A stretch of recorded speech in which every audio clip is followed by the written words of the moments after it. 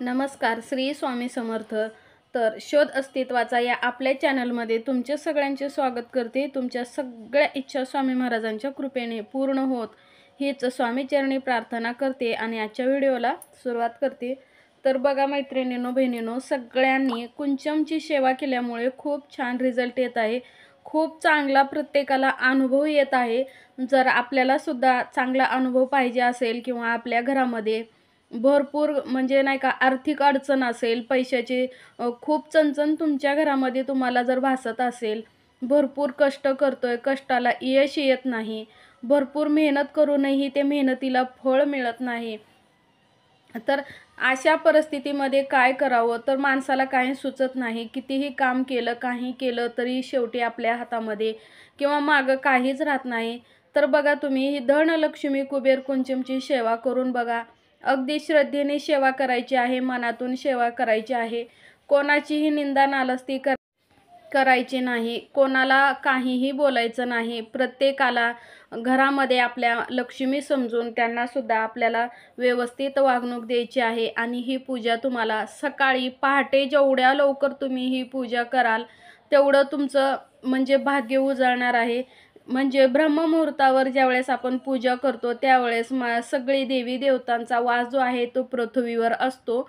त्यामुळे आपण जेवढं शक्य असेल तेवढं जर तुम्ही ब्रह्ममुहूर्तावर याची पूजा केली, म्हणजे पहाटे 3:30 ते 6च्या दरम्यान जर याची तुम्ही पूजा केली तर तुम्हाला याचा रिझल्ट खूप चांगला मिळणार आहे.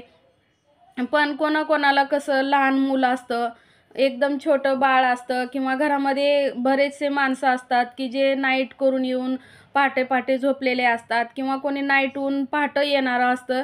तर अशा वेळी शक्य होत नाही. किंवा ज्या स्त्रिया आहेत त्यांनासुद्धा आता नाईटची ड्युट्या बऱ्याच स्त्रियांना असते, त्यांना करायची इच्छा असते पण त्या नाईटला असतात. मग त्यासुद्धा कधी सकाळी लवकर म्हणजे 8 वाजता येतात, कधी 9 वाजता येतात, कधी पहाटे पहाटे येऊन झोप लागते.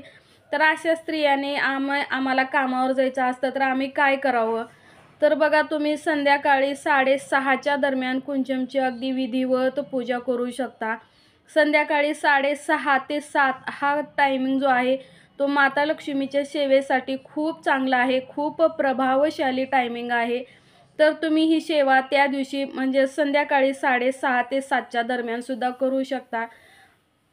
शक्य असेल तर तुम्हाला फक्त एक शुक्रवार म्हणजे प्रत्येक शुक्रवारी तुम्हाला ही रोज पहाटे करायची नाही. प्रत्येक शुक्रवारी तुम्हाला ही सेवा जी आहे ती पहाटे ब्रह्ममुहूर्तावर करायची आहे. जर तुमच्याकडून ॲडजस्ट होत असेल तर बघा, कारण फक्त आपल्याला एक शुक्रवार तर पहाटे उठून करायचं असतं. बाकी 6-7 दिवस जे आहे ते आपण फक्त हळदी कुंकूच वाहत असतो. जर अशी सेवा तुम्ही केलात तर तुम्हाला याचा 100% रिझल्ट चांगला येतो.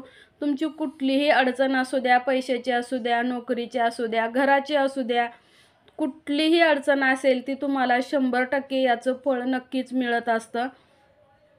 फक्त दररोज तुम्ही जो माता लक्ष्मीचा मंत्र आहे किंवा श्री सूक्त कुठलं तरी एखादं जर तुम्हाला शक्य असेल तर ते सुद्धा तुम्ही वाचू शकता. तुपाचा दिवा आपल्या माता लक्ष्मीच्या समोर तुम्हाला रोज एक तरी लावायचा आहे. सकाळी किंवा संध्याकाळी 2 टाईम जर तुम्हाला दिवा लावणं शक्य असेल तर तुम्ही 2 वेळेसुद्धा हा दिवा लावू शकता. माता लक्ष्मीला प्रसन्न करून घेण्यासाठी जितकं तुम्हाला मंत्र स्तोत्राचं पठण करता येईल तितकं सुद्धा पठण तुम्हाला करायचं आहे.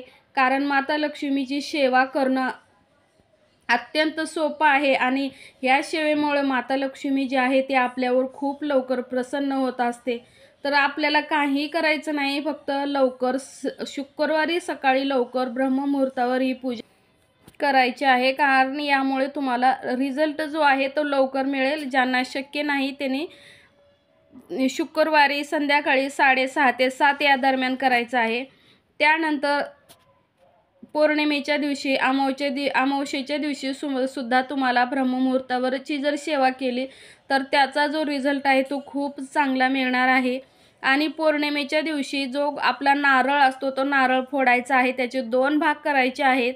आणि जो नारळाचा एक भाग असतो त्या एका भागामध्ये तुम्हाला तूप टाकून माता लक्ष्मीच्या समोर तुम्हाला दिवा लावायचा आहे. आणि तो दिवा पूर्ण जळल्यानंतर म्हणजे जी वात आहे ती शांत झाल्यानंतर ती वात तुम्हाला काढून टाकायची आहे। हा दिवा तुम्हाला सकाळी ब्रह्ममुहूर्तावरती लावायचा आहे आणि संध्याकाळी 6:30, 7, 8, 9च्या अगोदर तुम्हाला जो तो आपण दिवा लावलेला होता ते नारळ पूर्ण वाटून घ्यायचा आहे किंवा मिक्सरला बारीक करून घ्यायचा आहे आणि थोडंसं तुपामध्ये भाजून तांदूळ भिजत घालून तांदळाची खीर बनवून तुम्हाला माता लक्ष्मीला तोच नैवेद्य दाखवायचा आहे आणि तुम्ही सुद्धा ग्रहण करायचं आहे।